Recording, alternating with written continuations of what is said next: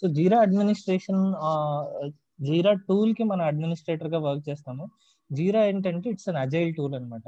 So agile అనేది ఒక product, ఒక ఐటీలో సాఫ్ట్వేర్ ప్రోడక్ట్ డెవలప్ అవ్వటానికి మనం ఈ టూల్ ని ఈ అజైల్ మెథడాలజీ ఫాలో అవుతాం అనమాట. ఈ ప్రోడక్ట్ ఒక సాఫ్ట్వేర్ ప్రోడక్ట్ ని డెవలప్ అవ్వటానికి మనం అజైల్ మెథడాలజీలో ఆ ప్రోడక్ట్ ని డెవలప్ చేస్తాం. అజైల్ మెథడాలజీ ఫాలో అయ్యి ఆ ప్రోడక్ట్ ని డెవలప్ చేస్తాం అనమాట. అజైల్ మెథడాలజీ అంటే it's a kind of a frame work అండి. సో ప్రీవియస్లీ అజైల్ రాకముందు ఇన్ ద మార్కెట్ మనం డెవలప్మెంట్ ఫేజ్ లో వచ్చేసరికి ఒక ప్రోడక్ట్, ఏదైనా ప్రోడక్ట్ అండి, either it's banking, finance, airlines, ఇట్లా రకరకాల ప్రోడక్ట్స్ ఉంటాయండి. సో లేకపోతే మొబైల్ అప్లికేషన్స్, ఇట్లా మనకి సెక్టార్స్ ఉన్నాయి. Banking sector, finance sector, insurance sector, airline sector, transport sector, goods sector, ఇట్లా రకరకాల సెక్టార్స్ ఉన్నాయండి. వీళ్ళందరికీ ఏంటంటే వీళ్ళందరికీ వాళ్ళ వాళ్ళ పర్పస్ లో ఒక ఐటీ ప్రోడక్ట్ అనేది కావాలి.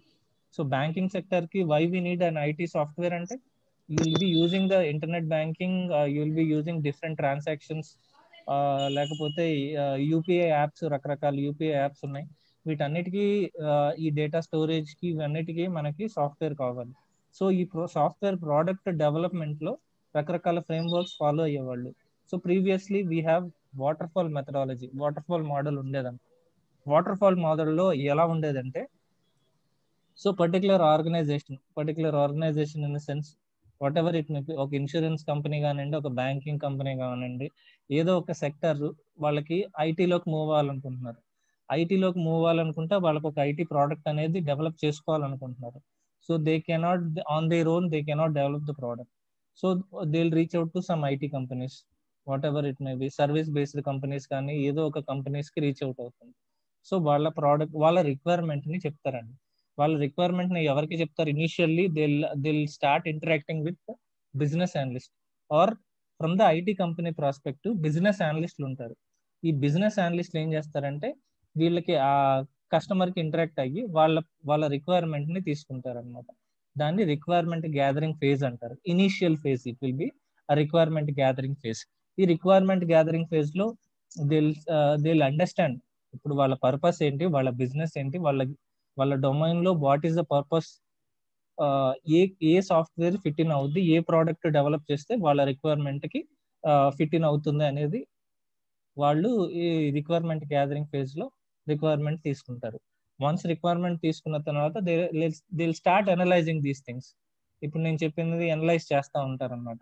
అనలైజ్ చేయాలంటే so you have a product, మీరు అనలైజ్ చేసేటప్పుడు మీకు రకరకాల క్వశ్చన్స్ వస్తాయి. సో మనకి ఇది రిక్వైర్మెంట్, దీన్ని ఏ లాంగ్వేజ్ లో డెవలప్ చేయాలి. మనకి మార్కెట్ లో we have multiple languages, Java ఉంది, .NET ఉంది, పైథన్ ఉంది, ఇలా రకరకాల లాంగ్వేజెస్ ఉన్నాయండి. ఈ రకరకాల లాంగ్వేజెస్ లో ఏ లాంగ్వేజ్ ఫిట్ ఇన్ అవుతుంది, ఏ లాంగ్వేజ్ డెవలప్ చేయాలి, సెట్ అండ్ డెవలప్ చేసిన తర్వాత యూఐ ఎలా ఉండాలి, యూఐలో సెక్యూరిటీ ఎలా ఉండాలి, ఇలా రకరకాల స్టెప్ బై స్టెప్ ప్రాసెస్ లో వాళ్ళు అనలైజ్ చేస్తారనమాట.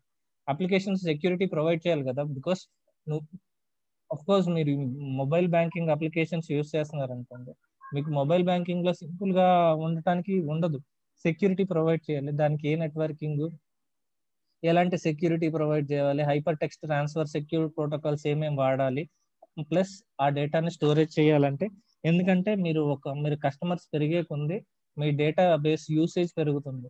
యూసేజ్ పెరుగుతుంటే ఆ డేటా బేస్ స్టోరేజ్ ని పెంచాలి. ఇలా ఏ డేటాబేస్ వాడాలి, డేటాబేస్ కూడా రకరకాల డేటాబేసెస్ మనకు మార్కెట్ లో అవైలబుల్ ఉన్నాయి. లైక్ ఒరాకిల్, మైక్రోసాఫ్ట్ వాళ్ళది అయితే SQL సర్వర్, పోస్ట్ గ్రెస్ SQL అని, ఇట్లా రకరకాల డేటాబేసెస్ ఉన్నాయి.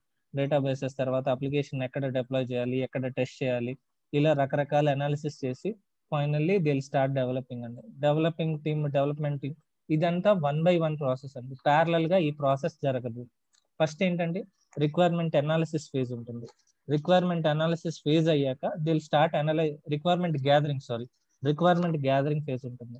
Once the requirement gathering phase is started, అది అయిపోయాక రిక్వైర్మెంట్ అంతా గ్యాదర్ చేసుకున్న తర్వాత they'll start analysing. Analysis phase ఉంటుంది. ఆ అనాలిసిస్ ఫేజ్ తర్వాత they'll start going into the development phase. Development phase తర్వాత వన్స్ ద అప్లికేషన్ డెవలప్ అయిన తర్వాత మీరు డైరెక్ట్ డిప్లాయ్ చేసి ప్రొడక్షన్ లో వేసేసి కస్టమర్స్ ని వాడుకోమని చెప్పరు. You will have a testing phase తర్వాత రివ్యూ ఫేజ్ తర్వాత అప్పుడు ప్రొడక్షన్ లోకి రిలీజ్ ఉంటుంది.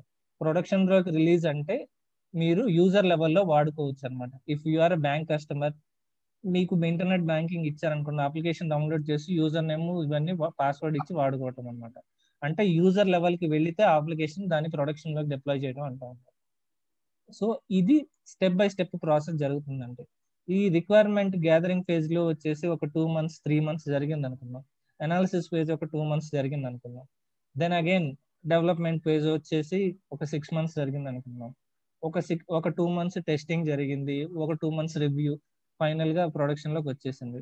ప్రొడక్షన్ లోకి డిప్లాయ్ చేసే ముందు కస్టమర్ చూసి నేను చెప్పిన ప్రోడక్ట్ ఇది కాదు, నేను ఎక్స్పెక్ట్ చేసిన రిజల్ట్స్ ఇది కాదు అని చెప్తే so entire thing will be collapse. So efficiency, time, money ఇవన్నీ వేస్టేజ్ ఉంటుందండి. ప్లస్ ఇదేంటంటే మనం డెవలపర్స్ ని కానీ టెస్టర్స్ ని కానీ వీళ్ళని ఎఫెక్టివ్ గా వాడుకోలేము అనమాట. సో మనం ఏం చేస్తాము, ఒక కంపెనీ మన దగ్గరకు, ఒక బ్యాంకింగ్ సెక్టర్, ఒక బ్యాంక్ కానీ మన దగ్గరకు వచ్చి మీ దగ్గర రీసోర్సెస్ ఎవరెవరు ఉన్నారు, నాకు ఇట్లా ఒక ప్రోడక్ట్ డెవలప్ చేసి ఇవ్వాలి అని అడిగితే you'll hire the resource and you'll show it to them. నా దగ్గర ఇంతమంది డెవలపర్స్ ఉన్నారు, ఇంతమంది టెస్టర్స్ ఉన్నారు అని. కానీ టెస్టర్స్ ఉన్నారు, రిసోర్సెస్ ఉన్నారు కదా అని మనం వర్క్ ఇచ్చేస్తే వాళ్ళ రిక్వైర్మెంట్ ఫేజ్ లో, అనాలిసిస్ ఫేజ్ లో ఆల్మోస్ట్ 3 months తీసుకుంటే 6 months వరకు డెవలపర్స్ ఖాళీగా ఉంటారు, టెస్టర్స్ ఖాళీగా ఉంటారు. డెవలప్మెంట్ స్టార్ట్ అయిన 6 months టెస్టర్స్ ఖాళీగానే ఉంటారు. డెవలప్మెంట్ పూర్తి అవ్వకుండా టెస్టర్స్ టెస్ట్ చేయలేరు కదా అప్లికేషన్. సో ఇదంతా ఎఫెక్టివ్ గా యూసేజ్ ఎఫిషియన్సీ ఆఫ్ వర్క్ కూడా లేకపోవడం వల్ల so they have come up with the solution called agile methodology. Agile మెథడాలజీలో ఎలా ఫాలో అవుతారంటే, సో అజైల్ మెథడాలజీలో బేసిక్ గా మళ్ళీ 2 మెథడాలజీస్ ఉన్నాయండి, like scrum methodology and kanban methodology. ఈ స్క్రమ్ మెథడాలజీలో ఎలా చేస్తారంటే, మనకి ఒక క్లయింట్ నుంచి ఒక ప్రోడక్ట్ ఓనర్ ఉంటాడండి. ప్రోడక్ట్ ఓనర్ ఉంటాడు, స్క్రమ్ మాస్టర్ ఉంటాడు. స్క్రమ్ మాస్టర్ ఏం చేస్తాడంటే he will conduct the meeting with the product owner, developers and testers and project leads. So వీళ్ళందరితో ఒక మీటింగ్ కండక్ట్ చేసి స్టేటస్లు తీసుకుంటాడండి, what exactly going on. He prepare the reports, ఎంత వర్క్ అయింది ఏంటి అనేది, ఎలా కంప్లీట్ అయింది అనేది, he prepare the high level report and send it to the client. Client కి మనం చెప్పాలి కదా. ఈ స్క్రమ్ మెథడాలజీలో we will follow sprint methods అండి. స్ప్రింట్ అంటే నథింగ్ బట్ ఆ పర్టికులర్ టైం ఫ్రేమ్ అండి. స్ప్రింట్ అంటే జనరల్ గా క్లయింట్ ఏం చేస్తారంటే ఒక 2 weeks ఆఫ్ టైం ని మనం కన్సిడర్ చేసుకుంటారు. ఒక 2 weeks అంటే 2 weeks మ్యాండేటరీ ఏం కాదు, 2 weeks ఉండాలి, 3 weeks ఉండాలి అనేది. It depends on their requirement. Some clients will consider sprint as a 1 week. Most of the clients will consider the sprint as a 2 weeks. లేకపోతే కొంతమంది 3 weeks అలా కన్సిడర్ చేసుకుంటారు. 3 weeks to 2 weeks, సపోజ్ మనం 2 weeks consider చేసుకుందాం అనుకోండి. ఈ teams గా divide అయ్యి ఒక మాడ్యూల్ ని తీసుకుంటారు, ఎంటైర్ ప్రోడక్ట్ ని తీసుకోరు. 2 weeks లో మీరు ఎంటైర్ ప్రోడక్ట్ డెవలప్ చేయరు. ఒక చిన్న పార్ట్ ని తీసుకుంటారు, ఒక చిన్న మాడ్యూల్ అనుకున్నాం. ఆ మాడ్యూల్ ని తీసుకున్న తర్వాత దాన్ని మళ్ళీ పీసెస్ గా డివైడ్ చేస్తారు. మెయిన్ ప్రోడక్ట్ ని మాడ్యూల్స్ గా డివైడ్ చేస్తారు. ఆ modules is nothing but pieces గా. మళ్ళీ ఆ పర్టికులర్ ఒక పీస్ ని తీసుకుని మళ్ళీ పీసెస్ గా డివైడ్ చేస్తారు, సబ్ పీసెస్ గా. వాటిని యూజర్ స్టోరీస్ అంటారు అనమాట. యూజర్ స్టోరీస్ ని కొన్ని యూజర్ స్టోరీస్ ని ఈ స్ప్రింట్ లో తీసుకుంటారండి. ఈ 2 weeks ఆఫ్ టైంలో కొన్ని user stories in the sense ఎన్ని యూజర్ స్టోరీస్ తీసుకుంటారంటే ఎస్టిమేషన్ ఇస్తారండి. మన దగ్గర ఉన్న టెస్టర్స్, మన దగ్గర ఉన్న డెవలపర్స్ ని బట్టి ఈ 2 weeks లో ఎంత వర్క్ అయితే చేయగలమో అది స్ప్రింట్ గ్రూమింగ్, స్ప్రింట్ ప్లానింగ్ లో మనం ఎస్టిమేషన్ వేసుకొని ఈ స్ప్రింట్ స్టార్ట్ అయ్యే ముందే ఇన్ని యూజర్ స్టోరీస్ మనం డెవలప్ చేయగలం మన దగ్గర ఉన్న రిసోర్సెస్. సో ఇప్పుడు మనకి 2 weeks ఆఫ్ టైం అంటే మనకి యాక్చువల్ గా వర్కింగ్ డేస్ ఎంత అండి, 10 వర్కింగ్ డేసే వస్తాయి. Saturday Sundays holidays, 2 Saturdays 2 Sundays పోతాయి. Only 10 working days. 10 working days లో కూడా కొంతమంది డెవలపర్స్ కానీ టెస్టర్ కానీ లీవ్ తీసుకోవచ్చు, బ్యాకప్ రిసోర్స్లు ఉన్నారా, ఇవన్నీ మైండ్ లో పెట్టుకొని ఎస్టిమేషన్ ఇస్తారండి. బ్లైండ్ గా ఇక్కడ మన దగ్గర 4 ఉన్నారనుకోండి డెవలపర్స్, 8 యూజర్ స్టోరీలు ఒక్కొక్కళ్ళు 2 యూజర్ స్టోరీస్ డెవలప్ చేస్తారు అని బ్లైండ్ గా ఇవ్వరు. And user stories depends on the complexity తీసుకుంటారండి. కాంప్లెక్సిటీ ఎలా డిఫైన్ చేస్తారు, how you will be saying that ఈ పర్టికులర్ యూజర్ స్టోరీ కాంప్లెక్స్ గా ఉంటుంది, ఈ పర్టికులర్ యూజర్ స్టోరీ ఈజీగా ఉంది డెవలప్ చేయడం ఈజీ అని ఎలా డిఫైన్ చేస్తారంటే స్టోరీ పాయింట్స్ ఉంటుంది, స్టోరీ పాయింట్ ఎస్టిమేషన్ అని ఉంటుంది. ఈ పర్టికులర్ యూజర్ స్టోరీ మీద స్టోరీ పాయింట్ ఎస్టిమేషన్ ఇస్తారు. ఈ స్టోరీ పాయింట్స్ ఎలా డిఫైన్ చేస్తారంటే, సో మీరు ఫిబొనాకీ సిరీస్ అని ఎప్పుడైనా విన్నారా? Have you ever heard about this Fibonacci series? No, sir. So Fibonacci series అంటే, so are you able to see my screen? Yes, sir. Okay. 0, 1 ఇవి 2 digits తీసుకున్నానండి. 0 + 1 ఎంత అండి? 1. 1. సో 1 వచ్చింది కదా రిజల్ట్. ఈ 1 ని దాని ముందు నంబర్ మళ్ళీ 1 కదా మనకి. ఆ 1 ని సో 1 + 1 దాని ముందు నంబర్. సో మనకి రిజల్ట్ వచ్చేసి 2. 2 ప్రింట్ అవుతుంది. 2 కి ముందు నంబర్ ఏంటి? ఇప్పుడు మళ్ళీ 1 కదా 2 కి ఉన్న నంబర్. సో 2 ముందు నంబర్ 1 అయితే 2 + 1 దాని రిజల్ట్ వచ్చేసి 3. 3 ప్లస్ మళ్ళీ దాని ముందు నంబర్ 2. సో 5 దాని రిజల్ట్ వచ్చేసి 5. మళ్ళీ 5 + 3 8 దాని రిజల్ట్ వచ్చేసి 8. 8 + 5 13 దాని రిజల్ట్ వచ్చేసి 13. రిజల్ట్ ప్లస్ దాని ప్రీవియస్ నెంబర్ ని కౌంట్ చేస్తూ ఉంటుంది అనమాట ఫిబొనాకీ సిరీస్ అంటే. మీ స్టోరీ పాయింట్ ఎస్టిమేషన్ కూడా ఇలాగే ఉంటుంది. ఇప్పుడు కాంప్లెక్స్ గా స్టోరీ పాయింట్ ఉందనుకోండి, the story point will be 21. ఒక మీడియం గా ఉంది అనుకోండి, దాని story point will be 8 or 13. ఇప్పుడు కాంప్లెక్స్ ఉందనుకోండి, స్టోరీ పాయింట్ 21 ఇచ్చారనుకోండి, బాగా కష్టంగా ఉంది డెవలప్ చేయడానికి అని. సో దాన్ని ఏం చేస్తారంటే 2 స్టోరీస్ గా డివైడ్ చేస్తారు. Again that piece of work is divided into 2 parts. More complex అయితే మనం డెవలప్ చేయలేము, మనకి ఇచ్చిన టైంలో డెవలప్ చేయలేము అన్నప్పుడు it will again divided into 2 parts. So basic గా ఇలా ఎస్టిమేట్ చేసుకొని ఇలా వర్క్ చేస్తుంది. ఒక స్ప్రింట్ కంప్లీట్ అయింది, కొంత వర్క్ జరిగింది, కొంత వర్క్ పెండింగ్ ఉందనుకోండి, దాన్ని నెక్స్ట్ స్ప్రింట్ లోకి మూవ్ చేస్తారండి. నెక్స్ట్ స్ప్రింట్ లో అడిషనల్ గా ఈ పెండింగ్ లో ఉన్న వర్క్ ని అడిషనల్ గా కొన్ని యూజర్ స్టోరీస్ ని తీసుకొని మళ్ళీ స్ప్రింట్ స్టార్ట్ చేస్తారు. అక్కడ కొంత వర్క్ కంప్లీట్ చేస్తారు. ఇట్లా ఇట్లా ఈ ఇంక్రిమెంటల్ మోడల్లో ఈ sprints goes working on the product. So ఈ ప్రోడక్ట్ డెవలప్ అయ్యేదాకా ఈ స్ప్రింట్స్ ఒక్కొక్క స్ప్రింట్ స్టార్ట్ అవుతానే ఉంటుంది. ఒకవేళ 2 weeks అన్నారు అనుకోండి, ఒక మంత్ కి వచ్చేసి 2 sprints. ఒక 1 year పట్టింది అనుకోండి, ఒక మంత్ కి వచ్చేసి 50-60 sprints వచ్చేస్తాయి అనమాట. ఒక 30 sprints, కొన్ని అయితే 70-80 sprints కూడా నడుస్తూ ఉంటాయి. సో అలాంటి ఏంటంటే ఆ ప్రోడక్ట్ ఎంటైర్ ప్రోడక్ట్ డెవలప్ అయ్యేదాకా మీకు స్ప్రింట్ మెథడాలజీలో నడుస్తూనే ఉంటుంది. ఇక్కడ మీకు అడ్వాంటేజ్ ఏంటి అంటే, product owner who is representing from the client side, so he will be involving in the sprints. So అతను ఫస్ట్ నుంచి లాస్ట్ దాకా అతను ప్రోడక్ట్ డెవలప్ అయ్యేటప్పుడు ఉన్నాడు. ఇంతకు ముందు వాటర్ ఫాల్ మెథడాలజీలో రిక్వైర్మెంట్ గ్యాదరింగ్ ఫేజ్ లోనే వాళ్ళు ఉంటారు క్లయింట్ వాళ్ళు. తర్వాత అనాలిసిస్ ఫేజ్, డెవలప్మెంట్ ఫేజ్ అవన్నీ సర్వీస్ ఓరియంటెడ్ కంపెనీస్ చేసేస్తాయి. చేసిన తర్వాత చూస్తారు కాబట్టి వాళ్ళకి వాళ్ళు ఎక్స్పెక్ట్ చేసింది రాకపోవచ్చు. ఇక్కడ ఏంటి, రిజెక్ట్ చేసే అవకాశమే లేదు. ఒక స్ప్రింట్ లో స్ప్రింట్ రివ్యూ మీటింగ్ ఉంటుంది, రెట్రోస్పెక్ట్ మీటింగ్ ఉంటుంది స్ప్రింట్ కంప్లీట్ అయ్యాక. సో అక్కడ మనం డిస్కస్ చేస్తారు what went well, what did not went well in that particular previous sprint. So దాన్ని బట్టి మనం నెక్స్ట్ స్ప్రింట్ లో ఏమన్నా కరెక్ట్ గా జరగని ఉంటే దాన్ని కరెక్ట్ చేసుకొని ముందుకెళ్తూ ఉంటారు. So each and every phase లో కస్టమర్ ఇన్వాల్వ్ అయ్యి ఉంటాడు. I mean who represents like product owner involve అయ్యి ఉంటాడు. ఈ ప్రోడక్ట్ డెవలప్ అయిన తర్వాత రిజెక్ట్ చేసే ఛాన్సే ఉండదు. సో ఇది ఎఫిషియన్సీగా వాడుకోవటం అనమాట. సో ఇప్పుడు మీకు డిఫరెన్స్ అర్థమైందా ప్రోడక్ట్ లో, ఒక ఐటీ ప్రోడక్ట్ లో అజైల్ మెథడాలజీ మనం ఎందుకు వాడుతున్నాం అనేది? Any questions? No, sir. So clear? Yeah, అంటే స్టార్టింగ్ కొంచెం కన్ఫ్యూజింగ్ గానే ఉంది. ఓకే, అంటే ఏం లేదండి, ఇప్పుడు ప్రోడక్ట్ ఒక IT product either it may B WhatsApp application కానీ ఏదైనా అప్లికేషన్ డెవలప్ చేయాలంటే ప్రొసీజర్ అనమాట వీళ్ళు. ఓకేనా? ఇప్పుడు ఒక డెవలపర్ ఎంటైర్ అప్లికేషన్ ని చేయలేరు కదా. ఒక 4 డెవలపర్స్ చేశారనుకోండి, మీ స్టైల్ ఆఫ్ కోడింగ్ వేరే ఉంటుంది, నా స్టైల్ ఆఫ్ కోడింగ్ వేరే ఉంటుంది. సో మనకి వర్షన్ కంట్రోల్ టూల్స్ ఉంటాయి.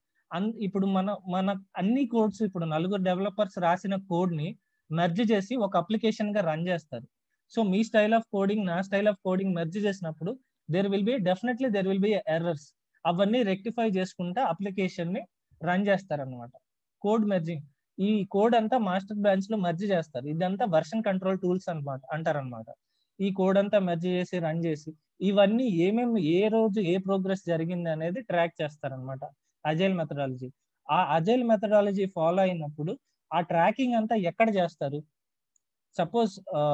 సపోజ్ ఇప్పుడు మీరు ఎవరో ఇక్కడ కొంతమంది జాయిన్ అయిన వాళ్ళు కొంతమంది జాబ్ చేస్తారండి. జాబ్ చేసిన వాళ్ళు వాళ్ళ వర్క్ అంతా కొంతమంది వాళ్ళ హయ్యర్ మేనేజ్మెంట్ ట్రాక్ చేసి వాళ్ళ పర్ఫార్మెన్స్ ని ఇస్తుంది కదా. మీకు ఇయర్లీ పర్ఫార్మెన్స్ ని ఎలా ట్రాక్ చేస్తారు, మీరు వర్క్ చేసిన వర్క్ ని ఎలా ట్రాక్ చేస్తారు? ఏదో ఒక tool, either it maybe Excel, లేకపోతే ఏదైనా ఇంటర్నల్ గా ఒక సాఫ్ట్వేర్స్ ఉంటాయి కదా. ఇట్లాగే ఐటీ ప్రోడక్ట్ డెవలప్ అయ్యేటప్పుడు మీ వర్క్ అంతా ట్రాక్ చేయడానికి జీరా టూల్ వాడతారు అన్నమాట. అజైల్ మెథడాలజీ ఏ ప్రాజెక్ట్ అయితే ఫాలో అవుతుందో then there will be definitely requirement to use Jira tool అన్నమాట. జీరా టూల్ వాడుతున్నారు అంటే there will be requirement for Jira administrator. So ఈ స్టోరీ పాయింట్స్, ఈ స్ప్రింట్స్ అవన్నీ జీరాలో క్రియేట్ చేసుకొని ట్రాక్ చేసుకుంటూ ఉంటారు అనమాట. ఎవరి వర్క్ ఎంత చేశారు అనేది ట్రాక్ చేసుకుంటూ ఉంటారు. It's a project management tool, bug tracking tool, ఇలా రకరకాల పేర్లతో పిలుస్తారు అనమాట. ఓకే, క్లియరా అండి? ఏమన్నా డౌట్స్ ఉన్నాయి? I'll just pause it here. ఏమన్నా డౌట్స్ ఉంటే, క్వరీస్ ఉంటే అడగండి ఒకసారి.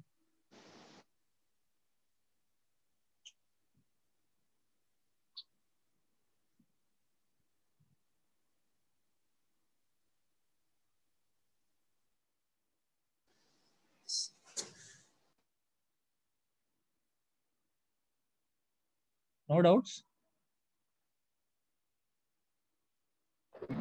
No sir.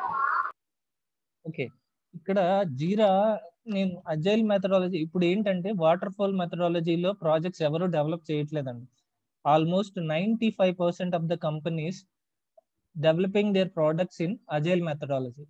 ఇప్పుడు కనుక అజైల్ మెథడాలజీలో మీ ప్రోడక్ట్ డెవలప్ అవుతుందంటే there is a mandatory requirement. ఎందుకంటే ఈ టూల్ తప్పితే వేరే టూల్ లేదండి అజైల్ మెథడాలజీకి. This is the one and only tool. So దీని యూసేజ్ వైడ్ గా ఉందన్నమాట. ఈ పర్టికులర్ టూల్ యూసేజ్ వైడ్ గా ఉంది. ఆల్మోస్ట్ అన్ని క్లయింట్స్ వాళ్ళ ప్రోడక్ట్ డెవలప్ అయ్యేటప్పుడు ఈ అంతా వర్క్ అంతా ట్రాక్ చేయడానికి జీరా అడ్మినిస్ట్రేషన్ టూలే వాడుతున్నారు, జీరా టూలే వాడుతున్నారు. ఇది అట్లాసిన్ కంపెనీ, ఆస్ట్రేలియన్ కంపెనీ డెవలప్ చేసిందండి. Not only jeera, they have multiple tools developed అండి. జీరా ఒకటి, కాన్ఫ్లుయెన్స్ ఒకటి. కాన్ఫ్లుయెన్స్ ఏంటంటే ఇప్పటి వరకు మనం ఏం వర్క్ చేస్తున్నామో ఆ వర్క్ ని ట్రాక్ చేస్తున్నారు. కానీ మనం ఒక ప్రాజెక్ట్ కి డాక్యుమెంటేషన్ చేసుకుంటాం కదా, ఆ డాక్యుమెంటేషన్స్ అన్ని కాన్ఫ్లుయెన్స్ అనే టూల్లో మనం పెట్టుకుంటాం అనమాట, డాక్యుమెంట్ చేసి పెట్టుకుంటాం. కాన్ఫ్లుయెన్స్ అంటే it's a kind of wiki, మనం వికీపీడియా లాంటి ఒక టూల్ అనమాట. దాంట్లో అంతా డాక్యుమెంట్ చేసుకోవచ్చు అనమాట, వికీ టూల్ అంటారు దాన్ని. సో అది మీ కోడ్ మెర్జింగ్ ఇవన్నీ చేయాలంటే వర్షన్ కంట్రోల్ బిట్ బకెట్ అని ఒక టూల్ ఉంటుంది. గిట్ టు బిట్ బకెట్ అని విన్నారా? అది ఓకే. ఈ డెవలప్మెంట్ లో డిప్లాయ్మెంట్ చేయాలి అనుకుంటే బ్యాంబూ అనే ఒక టూల్ ఉందండి, ఆ టూల్లో వాడతారనమాట. ఇలా రకరకాల టూల్స్ అట్లాసిన్ వాడు సొల్యూషన్ ఇచ్చాడు అనమాట. సో ఈ అట్లాసిన్ ఈ జీరా టూల్ ఏంటంటే యూజర్ బేస్డ్ లైసెన్సెస్. ఇప్పుడు మీ దగ్గర మీ ఆర్గనైజేషన్ లో ఈ జీరా టూల్ యూజ్ చేసే వాళ్ళు ఒక 10 users ఉన్నారు అనుకోండి. So they will charge only for 10 users. If you have 2000 users, they'll be charging for only 2000 users. So depends on the users, they'll be charging అండి. సో ఆల్మోస్ట్ చిన్న projects, పెద్ద projects, ఏ project అయినా కానీ ఈ tool implement చేస్తుంది market లో. Sir ఒక administration ఉంటాడా జీరా అడ్మినిస్ట్రేషన్ ఒక ప్రాజెక్ట్ కి? ఒక ప్రాజెక్ట్ కి ఒక అడ్మినిస్ట్రేటర్ అంటే ఇప్పుడు మీ జీరా టూల్ లో 100 మంది యూజర్స్ ఉన్నారు అనుకోండి, దెన్ ఒకళ్ళే ఉంటారు అడ్మినిస్ట్రేటర్. ఒక 2000 మంది లేకపోతే ఒక 10,000 మంది ఉన్నారు అనుకోండి, 10,000 మంది అంటే ఒక 2-3 లేకపోతే 4 ఉంటారు. Depends on the work load ని బట్టి ఉంటారు. డివైడ్ అంటే మీకు టికెట్స్ ఎలా ఉంటాయి అంటే, మీకు వర్క్ ఎలా డివైడ్ చేస్తారంటే L1 tickets, L2 tickets, L3 tickets అండి. L3 టికెట్స్ అంటే సీనియర్ లెవెల్ వాళ్ళు డీల్ చేస్తారు, L1 L2 అంటే కొంచెం జూనియర్ లెవెల్ వాళ్ళు డీల్ చేస్తారు వర్క్ ని. అట్లా డివైడ్ అంటే ఒక టీమ్ లో డెఫినెట్ గా టికెట్స్ డివైడ్ చేసుకుని వర్క్ చేస్తారు. Okay. So as an administrator గా మన పని ఏంటి జీరాలో? మన పని ఏంటంటే జీరా టూల్ ని మెయింటైన్ చేయటం, వాళ్ళకి పర్మిషన్స్ ఎక్కడెక్కడ ఎవరెవరు ఏ పర్మిషన్స్ ఉండాలి, యూజర్ లెవెల్లో వాళ్ళు వాడుకుంటా ఉంటారండి. అడ్మిన్ లెవెల్లో మనం కంట్రోల్ చేయాలన్నమాట. ఎవరెవరు ఏం చేయాలి ఏంటి అనేది మనం కంట్రోల్ చేయాలన్నమాట. ఇప్పుడు మీరు ఒక ఆర్గనైజేషన్ లో జాయిన్ అయితే మీకు ఒక ల్యాప్టాప్ ఇచ్చారనుకోండి, ల్యాప్టాప్ లో ఏదైనా సాఫ్ట్వేర్ ఇన్స్టాల్ చేయాలంటే విండోస్ IT అడ్మిన్ ఉంటాడు కదా, అట్లాగే ఈ జీరా టూల్లో ఏదైనా చేంజెస్ చేయాలంటే అన్ని అడ్మిన్ చేంజ్ చేసుకుంటా ఉంటాడు. ఎవరెవరు ఏం చేయాలనే పర్మిషన్స్ అన్ని అడ్మిన్కే ఉంటాయి అనమాట. ఆ టూల్ని మెయింటైన్ చేయటమే మన పని. సో ఆ టూల్లో ఏమేమి వర్క్లు ఎలా ఎలా ఉంటాయి, ఇష్యూ టైప్స్ ఏంటి, వర్క్ ఫ్లోస్ ఏంటి, ఇలా రకరకాల ఇష్యూస్ ఉంటాయి. సో ఫర్దర్ క్లాసెస్లో మనం ఇవన్నీ డిస్కస్ చేసుకుంటా. ఫస్ట్ ఇనిషియల్గా నేను రేపు ఇన్స్టాలేషన్ స్టార్ట్ చేస్తాను. సో ఇన్స్టాలేషన్ మనం సాఫ్ట్వేర్ ఎలా సెటప్ చేసుకోవాలి, లైసెన్స్ ఎలా కాన్ఫిగర్ చేయాలి. లైసెన్స్ ఏంటంటే 30 days ఉంటుందండి ట్రయల్ లైసెన్స్. 30 days అయ్యాక మనం ఇంకొక 30 days ఎక్స్టెండ్ చేసుకుంటా పోవచ్చు అనమాట. మనం ఏం పే చేయక్కర్లేదు ఈ సాఫ్ట్వేర్కి. It's free. మనం ఫస్ట్ డౌన్లోడ్ చేసుకుని పర్సనల్ సాఫ్ట్వేర్ మన సిస్టంలో ఇన్స్టాల్ చేసుకుని ప్రాక్టీస్ చేసుకోవచ్చు అండి. ప్రాబ్లం ఏం లేదు. మీరు రియల్ టైం చెప్తారు సార్ ఏదైనా ప్రాజెక్ట్? రియల్ టైం అండి. ఇప్పుడు మనం ఆర్గనైజేషన్ లో ఏం చేస్తారో అవే టాస్క్లు మనం క్రియేట్ చేసుకుని ప్రాక్టీస్ చేస్తూ ఉంటాం. ఇప్పుడు మాకు గ్యాప్ ఎక్కువ ఉంది కదా సార్, ఆపర్చునిటీస్ ఉంటాయా? గ్యాప్ ఎక్కువ ఉంది అంటే మీరు ఇప్పుడు సపోజ్ మీకు 10 years గ్యాప్ ఉంది అనుకోండి, మీరు 6 years ఎక్స్పీరియన్స్ పెట్టండి. 6 years లో రిలవెంట్ వచ్చేసి 4 years పెట్టండి. IT relevant to jeera 4 years పెట్టండి. అంతకుముందు ఏం చేశారంటే చెప్పండి, ఏదో ఒక టెస్టింగ్ దేంట్లోనే చేశాను, తర్వాత నేను జీరాలోకి మూవ్ అయ్యాను అని. అట్లా పెట్టండి.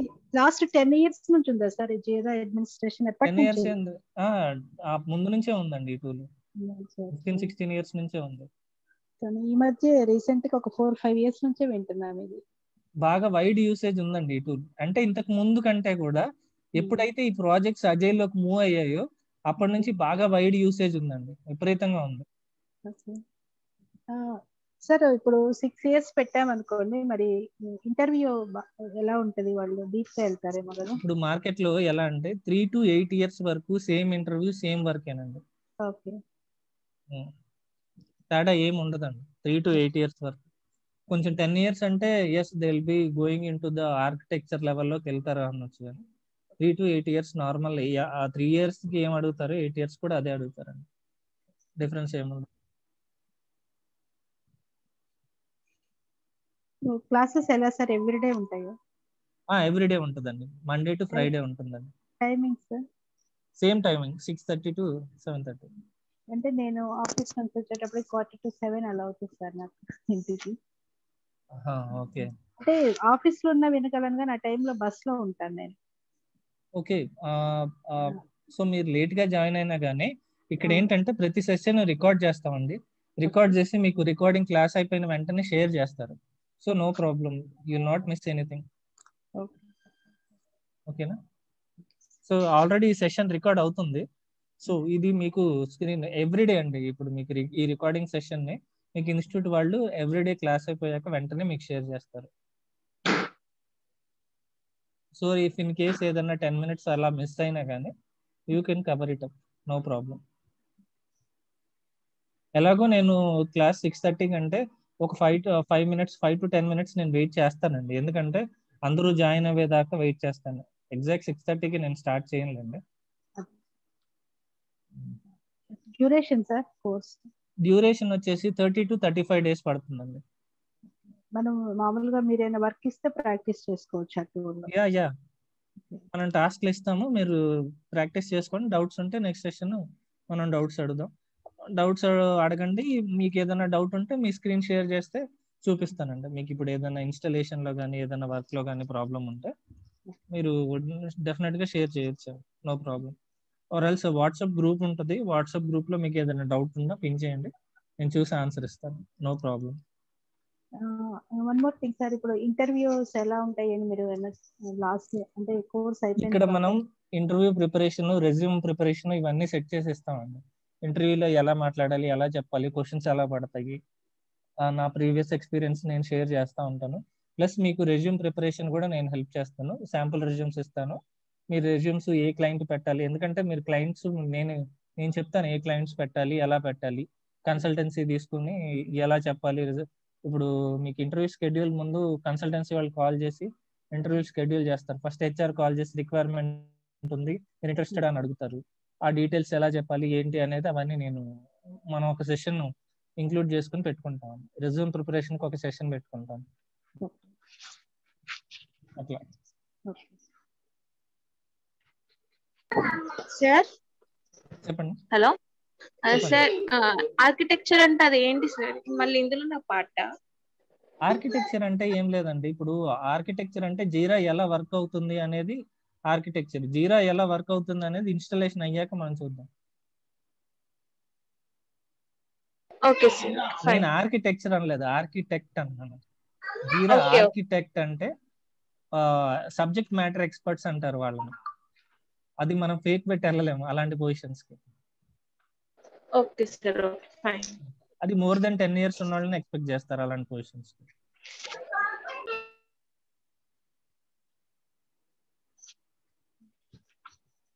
ఓకే, సో ఇంకా ఏమైనా డౌట్స్ ఉన్నాయా?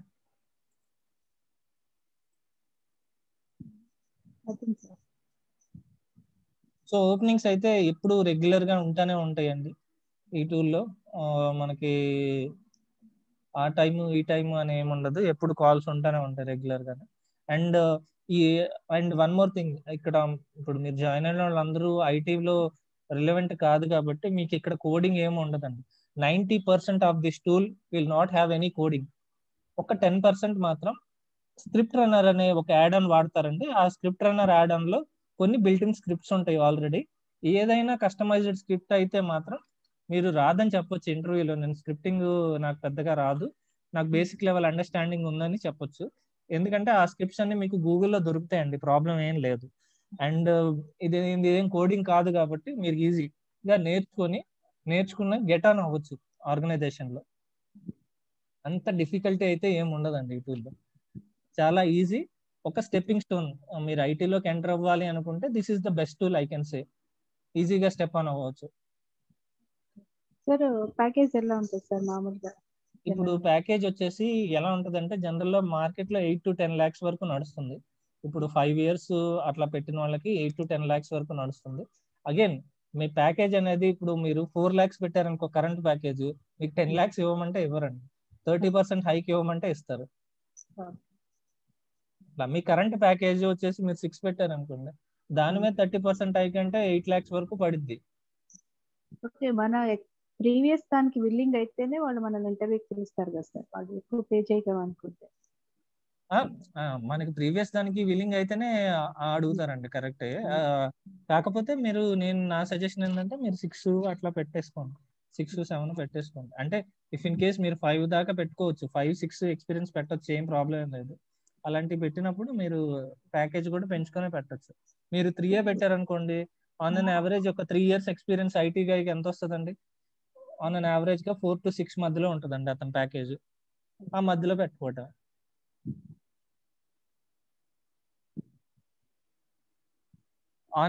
మామూలుగా అయితే 8 to 10 అయితే నడుస్తుందండి ప్యాకేజ్, ఈజీగా 8 to 10 వస్తుందండి ఎక్స్పీరియన్స్ ఎక్కువ ఉండే కొన్ని.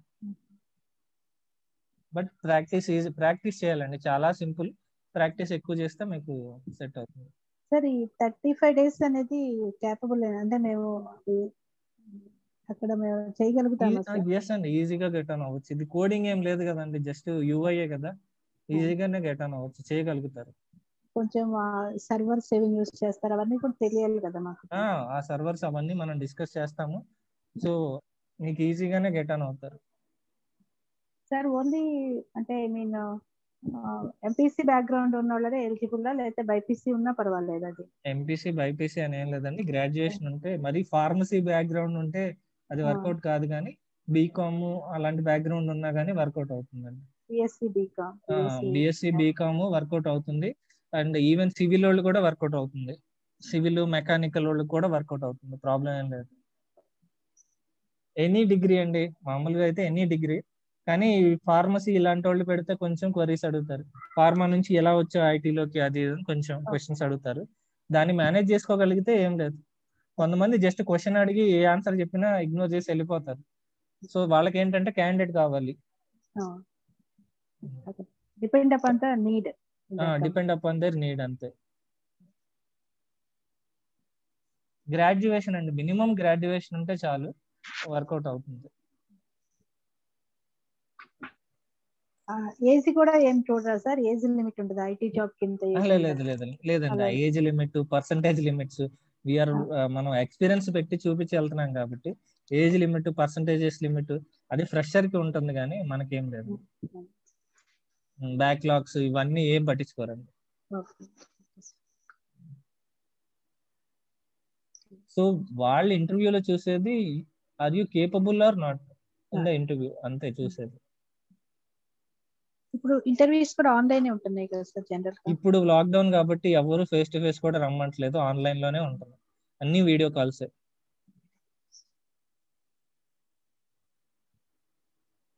Okay okay sir. సో మీరు అందరూ ఓకే అనుకుంటే we will start installing, and అంతా ఓకే అనుకుంటే will start next session with the installations and start working on it. Venkat sir తో మాట్లాడాలా సార్? వెంకట్ సార్తో మాట్లాడండి. మీరు కన్ఫర్మ్ అనుకుంటే మనం బ్యాచ్ స్టార్ట్ చేసేస్తాం. బ్యాచ్ కి ఎంత మంది ఉన్నారు సార్? బ్యాచ్ కి మినిమం ఒక 4 ఉంటే స్టార్ట్ చేసేస్తాం అండి. ఇంత అని ఏం లేదు, ఇక వచ్చిన వాళ్ళని ఆపలేం కదా, ఇంకా అంతమంది రాలేరు అని. 2-3 ఉన్నా కానీ స్టార్ట్ చేసేస్తాం అండి. ఇది కంటిన్యూస్ ప్రాసెస్, ఇంకా కంటిన్యూస్ ప్రాసెస్.